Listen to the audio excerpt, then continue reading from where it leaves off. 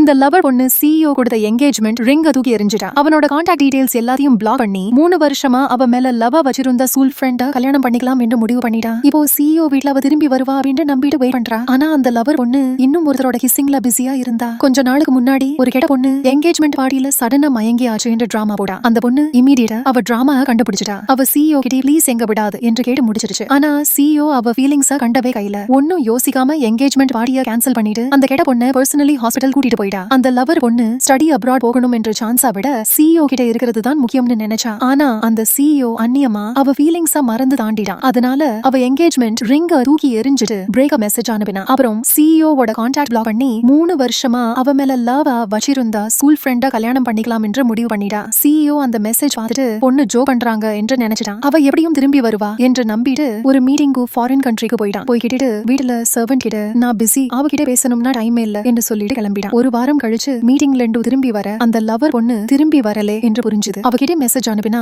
உனக்கு திரும்பியும் இன்னும் பெரிய என்கேஜ்மெண்ட் பார்ட்டி அரேஞ்ச் பண்றேன் என்று. அப்போதான் அவனுக்கு தெரிஞ்சது அவன் ஃபுல்லா பிளாக் பண்ணிருக்கா அப்படின்னு. சிஇஓவோட அசிஸ்டன்ட கூப்பிட்டு பொண்ணு எங்க இருக்காங்கன்னு கண்டுபிடிச்சு கொண்டு வா என்று சொன்னான். அசிஸ்டன்ட் போய் பார்த்தா அந்த லவர் பொண்ணு வேற ஒருத்தரோட கட்டி பிடிச்சிட்டே இருந்தா. அசிஸ்டன்ட்க்கு நினைச்சு இந்த பொண்ணு சிஇஓக்கு பொறாமை வர வைக்கதான் அதான் இப்படி சும்மா விளையாடுறா என்று. அசிஸ்டன்ட் லவர் பொண்ணு வீட்டுக்கு போய் கதவை தட்டிட்டு நீ இப்படி என்ன பண்ணாலும் சிஇஓ எப்பவும் கெட்ட பொண்ணுக்கு தான் முக்கியம் தருவாரு என்று சொன்னா. அசிஸ்டன்ட் இப்படி பேசினது அந்த லவர் பொண்ணுக்கு ரொம்ப கோவம் வந்துச்சு. அவவோட டிசிஷன்ல ஹாப்பியா இருந்தா. அசிஸ்டன்ட் பின்னாடி சிஇஓக்கு கால் பண்ணி அந்த லவர் பொண்ணு வேற ஒருத்தரோட க்ளோஸா இருக்கா என்று ரிப்போர்ட் பண்ணிட்டான். அந்த சிஇஓ அவ போன லைஃபை அக்செப்ட் பண்ண முடியாம அவ வீட்டுக்கு சீக்கிரட்டா போய் உன்னை திரும்பி கொண்டு வரணும் என்று ட்ரை பண்ணினா. ஆனா அந்த லவர் பொண்ணு நமக்கு எப்பயோ பிரேக்கப் ஆயிடுச்சு, நீ உன் கெட்ட பொண்ணு கிட்ட போ என்று ஓபன சொன்னா. அதுக்கப்புறம் சிஇஓ உடம்பு நல்லவே இல்லன்னு மயங்கிட்டான். அசிஸ்டன்ட் அவனை ஹாஸ்பிடல் கூட்டிட்டு போயிட்டான். ஆனா நெக்ஸ்ட் செகண்ட்ல கெட்ட பொண்ணுக்கு கால் பண்ணி எல்லாத்தையும் சொன்னான். சிஇஓ கண்ணை திறக்கும் போது அந்த கெட்ட பொண்ணு உனக்கு ரொம்ப கவலை என்று டிராமா போடா. ஆனா அவள் மனசுக்குள்ள எப்படியாவது சிஇஓவை கல்யாணம் பண்ணணும்னு நினைச்சாள்.